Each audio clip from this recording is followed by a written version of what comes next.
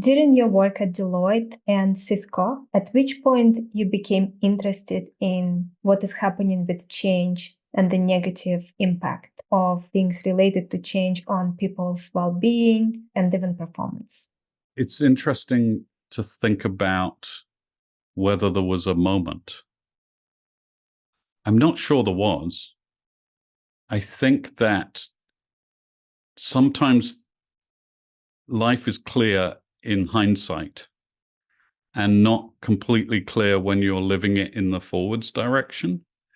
And, so I was at Cisco and I was working a lot with Marcus Buckingham, and he and I were working, we had worked at Deloitte on performance management, and we were now working on various leadership and technology things at Cisco.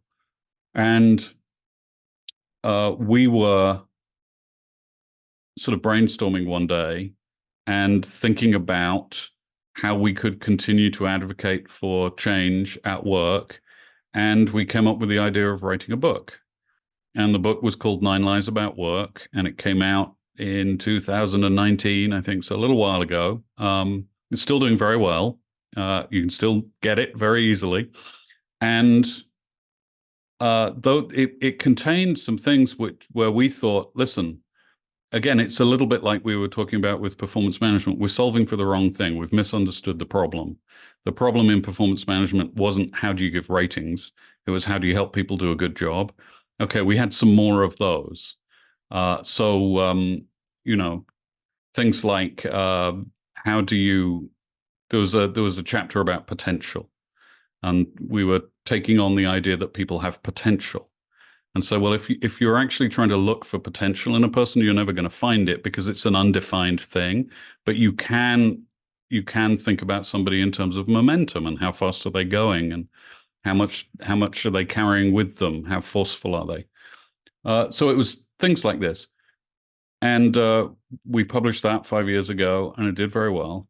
And I went back to work at Cisco, and began to think about, as I was looking at a number of reorganizations at Cisco and how hard they were on people, began to think about change at work.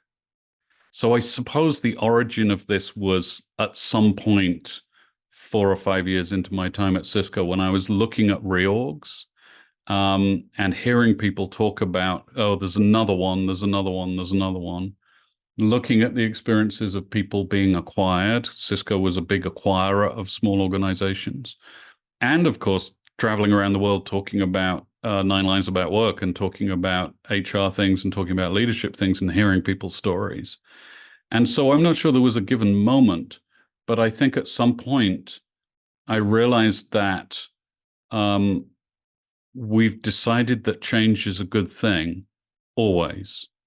That change at work is how improvement happens.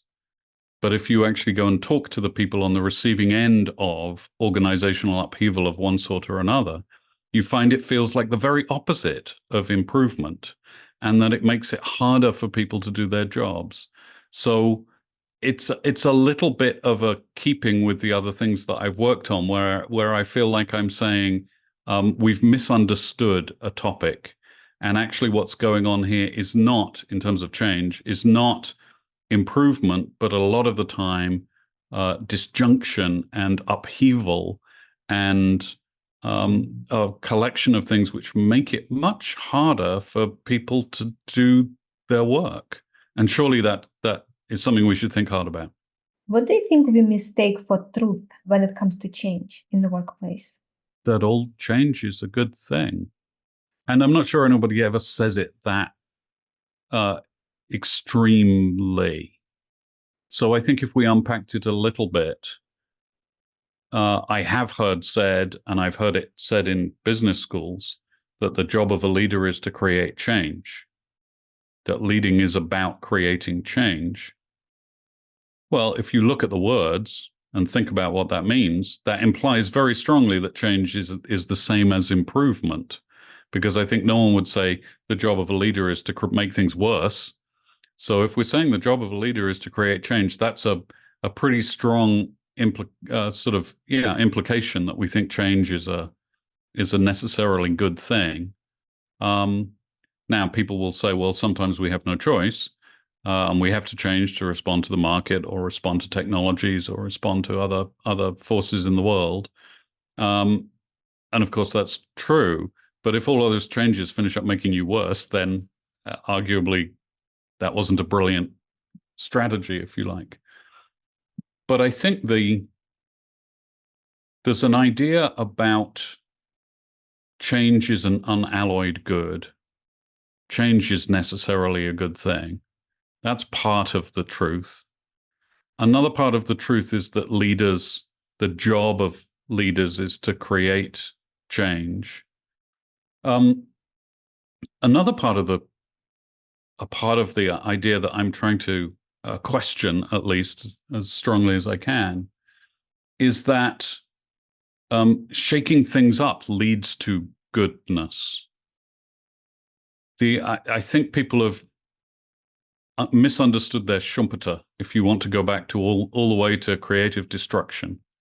And Schumpeter observing that very often one of the mechanisms of capitalism is that new things overwhelm old things, and the capital flows to the new things and away from the old things, and that's how it all works.